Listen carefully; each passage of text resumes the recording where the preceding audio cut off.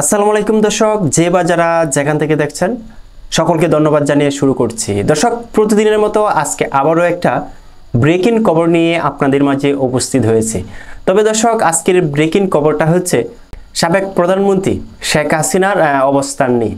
দর্শক, 5ই আগস্ট যখন শেখ হাসিনা ক্ষমতাচ্যুত হয়ে ভারতে চলে যান, তখন বাংলাদেশের আম জনতা কিংবা আম পাবলিক সকলেই একটা মন্তব্য করে আসছিলেন সাবেক প্রধানমন্ত্রী শেখ হাসিনাকে নিয়ে। উনি নাকি গজিয়াবাদে নির্জন কক্ষে আছে, উনি গৃহবন্দী আছে, ওনার ছেলে মেয়ে নেতাকর্মী আত্মীয় স্বজন কারোর সঙ্গে উনি কথা বলতে পারেন না, উনি নির্জন কক্ষে আছেন।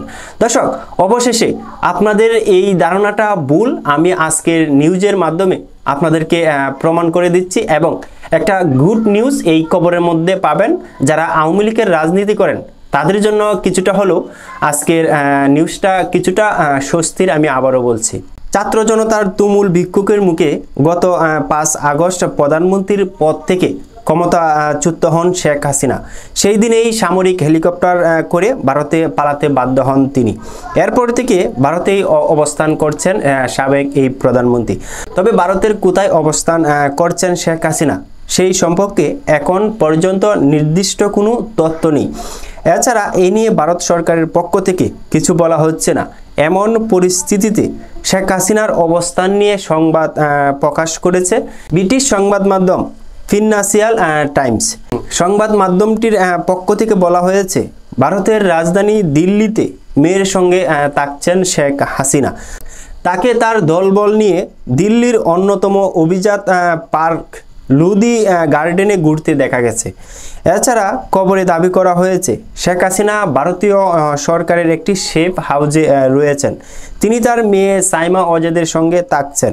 সাইমা অজেদ চলতি বছরের ফেব্রুয়ারিতে বিশ্ব স্বাস্থ্য সংস্থার দক্ষিণ পূর্ব এশিয়া দিল্লি ভিত্তিক আঞ্চলিক অফিসের আঞ্চলিক পরিচালক পদে নিয়োগ পান।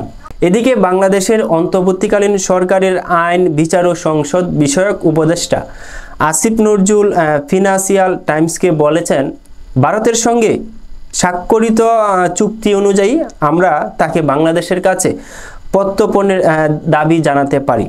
আপাতত আমরা আশা করি ভারত তাকে বাংলাদেশে অস্থিতিশীলতা ঘটাতে দেবে না, কারণ তিনি মিথ্যা ও ভুল তথ্য ছড়িয়ে দেওয়ার চেষ্টা করছে। এছাড়া হাসিনা পালিয়ে যাওয়ার পর অন্তর্বর্তী সরকারের প্রধান উপদেষ্টা ডাক্তার ইউনূস নিজেই বলেছেন, বাংলাদেশ তাকে ফিরিয়ে না আনা পর্যন্ত ভারতে যদি উনি থাকতেই হয় তাহলে তাকে শত সাক্ষেপে চুপ থাকতে হবে। দর্শক, তাহলে এই নিউজের মাধ্যমে আপনাদেরকে সামান্যটুকু হলো আমি বোঝাতে পেরেছি যে সাবেক প্রধানমন্ত্রী শেখ হাসিনা উনি তার মেয়ের সাথে কিংবা ওনার দলবল নিয়ে দিল্লির একটি গুরুত্বপূর্ণ পার্কে ঘুরে বেড়াচ্ছেন।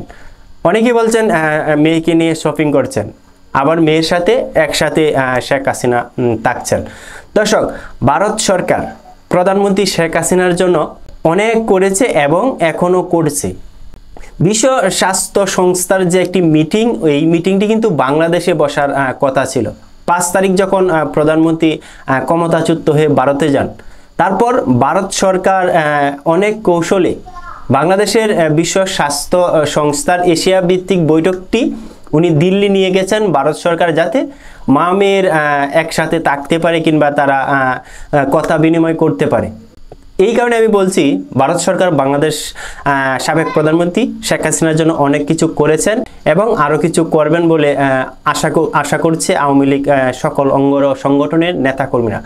দর্শক, তাহলে আপনারা খোলামেলা হয়েছেন যে প্রধানমন্ত্রী শেখ হাসিনা উনি গৃহবন্দী নন, উনি তার মেয়ের সাথে একসাথেই থাকছেন, পার্কেও ঘুরে বেড়াচ্ছেন, শপিংয়েও যাচ্ছেন।